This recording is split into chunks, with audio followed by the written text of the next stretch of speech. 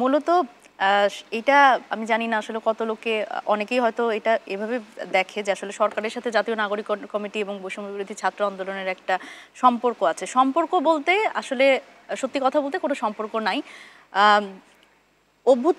অভ্যুত্থানের আসলে তিনজন নেতৃত্ব, তিনজন রিপ্রেজেন্টেটিভ, তারা হচ্ছে সরকারে গেছে এবং সরকারের সাথে জাতীয় নাগরিক কমিটি হিসেবে যদি আমি বলি তাহলে আমরা জাতীয় নাগরিক কমিটি সরকারের প্রেশার, মানে সরকারের বিভিন্ন সিদ্ধান্ত, বিভিন্ন ধরনের যে সিদ্ধান্ত জনবিরোধী, আপনি বলছেন একটা প্রেশার গ্রুপ হিসেবে আপনারা কাজ করছেন, কিন্তু কতটা প্রেশার দিলেন? প্রেশার, এটাই আমি আসছিলাম যে প্রেশার আসলে আমরা দিলেই যে প্রেশারটা কাজ করছে আমরা এমন দেখছি না আসলে, যে প্রেশার দিলেই যে কাজ হচ্ছে। যেমন আমরা এই ধরনের ঘটনা, যেমন আমরা কিছুদিন আগেও দেখলাম যে এক ধরনের একটা অস্থিতিশীলতা তৈরি করা হলো নারী ফুটবলারদের নিয়ে, সেই বিষয়ে আমরা প্রেস রিলিজ দিয়েছি এবং আমরা বলেছি যে আসলে একটা সুন্দর একটা পরিবেশ আসলে দরকার এবং বাংলাদেশের মানুষ একটা শান্তিপূর্ণ পরিবেশ চান।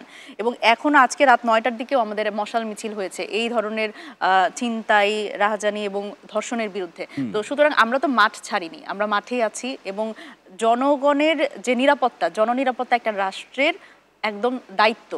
বাংলাদেশ, কিন্তু আপনারা তো মাঠে আছেন সেটা ঠিকই আছে, কিন্তু মাঠ তো অপরাধীদের দখলে একদম। এবং সেখানে যদি আমরা প্রেশার দিলেই যে আসলে তাদের ধরা হচ্ছে, ব্যাপারটা তা না। দেখেন, আপনাকে যদি বলি আজকেরই একটু আগের খবর, সেটা হচ্ছে আবরার হত্যা মামলার যে আসামি, সেও তো পালিয়ে গেছে। তো একজন মৃত্যুদণ্ডপ্রাপ্ত আসামি সে কিভাবে পালিয়ে যায়?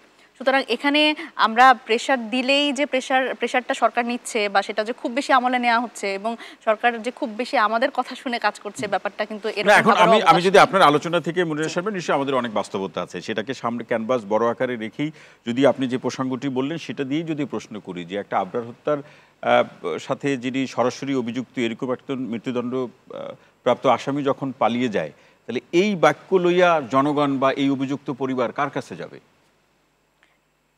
এটাই দেখেন, এখন মানে বাংলাদেশের একটা পরিস্থিতি হচ্ছে এরকম যে গত 15 বছরে বাংলাদেশে আসলে বিচার ব্যবস্থা এমন অবস্থায় পৌঁছেছে যে মানে একটা বিচারহীনতা সংস্কৃতি ছিল। এবং আমি যদি বলি পুলিশের কথাও এখানে একটু, সেটা হচ্ছে যে আগে লোকে পুলিশের কাছে যেত না, কারণ হচ্ছে পুলিশ দ্বারা নিপীড়িত হবার একটা আশঙ্কা ছিল এবং মানে পুলিশকে আওয়ামী লীগ এবং ওই ফ্যাসিস্ট সরকার এমনভাবে এম্পাওয়ার করেছিল যে পুলিশের দ্বারা আসলে মানুষজন নিপীড়িত হতো। কিন্তু এখন এমন একটা অবস্থা 5 আগস্টের পরে আমরা দেখছি যে যেই পুলিশ আওয়ামী লীগের একটা গুন্ডা বাহিনী হিসেবে কাজ করেছে এবং ছাত্রদের মানে প্রতি এরকম হিংস্র হয়েছে, ছাত্রদের বুকে গুলি করেছে এবং মানে ছাত্র জনতার এই অভ্যুত্থানের পরে এই পুলিশ এমনভাবে ডাম্প হয়ে গেছে এবং তারা এমন রকম নিষ্ক্রিয়, তাদের কাছ থেকে আসলে কোনো ধরনের একটা ছিনতাই, রাহাজানি, দেখেন আগে কিন্তু এই ধরনের ঘটনায় পুলিশ খুব দ্রুত অ্যাকশন নিতে পারতো। আপনার একটা ফোন হারিয়ে গেছে, পুলিশ এই রদবদলের একটা